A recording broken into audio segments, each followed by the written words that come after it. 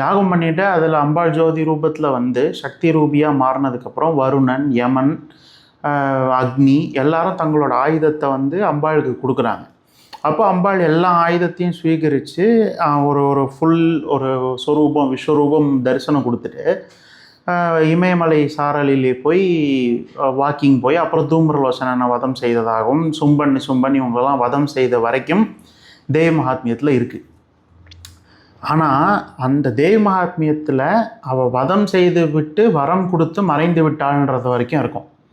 அந்த மறைந்ததுக்கு பிற்பாடு இந்த மலையில் இருக்க மிச்ச கதை. இந்த மலையில் வந்து அம்பாள் வந்து தன்னோட ரூபத்தில் இருந்த உக்ரத்தெல்லாம் தனிச்சுக்கிறதுக்கு கொஞ்ச நாள் வந்து பிரம்மச்சாரினியாக தபஸ் பண்ணினா.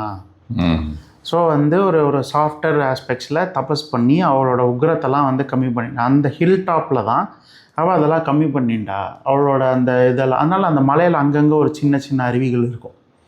அது உடான்கோட்டில் போகும்போதே நம்மளால் பார்க்க முடியும். அங்கங்கே சின்ன அருவி இருக்கும். அங்கெல்லாம் வந்து அவள் ஸ்நானம் செய்து அந்த மலையே வந்து தேவியோட ஒரு வீடாக கொஞ்ச நாளைக்கு இருந்தது.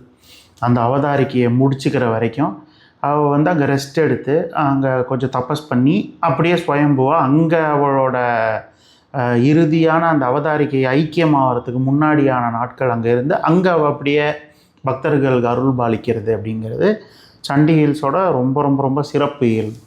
அங்கே ஏகாதசிக்கு நிறையா பேர் போயிட்டு அம்பாளை கும்பிட்றது உண்டு. பொதுவாக ஏகாதசிக்கு பெருமாள் தான் எல்லாருமே பொதுவாக பார்க்குறது.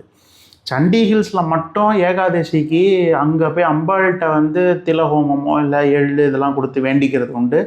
ஏன்னா அம்பாள் தானே வதம் செய்த பாவங்களை எல்லாமும் அந்த வதம் செய்ததுக்கு பிற்பாடு எல்லாருமே வந்து அவளுக்குள்ளே தானே அடக்கும். அதனால் அந்த ஒரு அவதாரிக்கையை முடிச்சுக்கிறதுக்கோசரம் அவளுக்குள்ளே எல்லா ஐக்கியத்தையும் இழுத்துன்றதுனால நம்மளோட பித்ரு சாபம் பித்ரு தோஷம் எல்லாம் இருந்தாலும் அவள் அதை இழுத்துப்பா அப்படிங்கிற ஒரு நம்பிக்கை வந்து அந்த ஊர் மக்களுக்கும் அது அந்த மகாத்மியத்தில் எழுதியிருக்கோம். ஹிந்தியில் பெருசாக எழுதியிருக்காங்க, நல்லா டீட்டெயில்டாக எழுதி.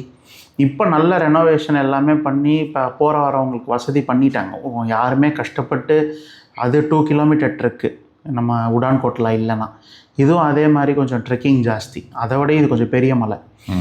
அண்ட் இப்போ கொஞ்சம் அந்த ரோப் கார் இருக்கிறது மூலமாக அந்த ஹிஸ்ட்ரி எல்லாமே நல்ல ஒரு டிஸ்பிளேயில் வச்சு யாத்ரிகளோட நல்ல ஒரு வசதி பண்ணி கொடுத்துருக்காங்க.